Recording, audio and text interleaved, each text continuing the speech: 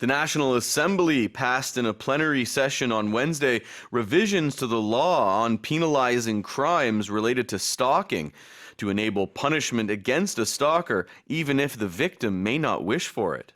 스토킹 범죄 가해자를 피해자가 원하지 않아도 처벌할 수 있도록 하는 스토킹 범죄 처벌법 개정안이 어제 국회 본회의를 통과했습니다. Alright, so let's go over to our expressions.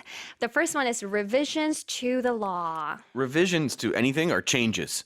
So you can, you might, get a presentation ready or something and your manager might look at it and say, you need to make some revisions or use it as a verb and say you need to revise this part, revise these numbers you didn't include this month's sales figure, something like that. Yeah, revision is just changes. I remember back in school, I used to say, oh, I made a revision to my paper. Oh, yeah, for sure. Yeah. Right? In the UK, they'll say revise for the word study. Whereas in North America, we would say, I got to study. They would say, oh, I need to revise. Oh, really? Yeah. Oh, It's kind of strange. 자, revisions to the law 하면은 한국말로 법 개정안이란 뜻이 되겠습니다.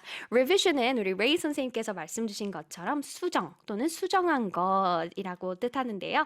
법에 대한 수정을 했다라는 뜻이겠죠? So, for example, I made a revision to my paper.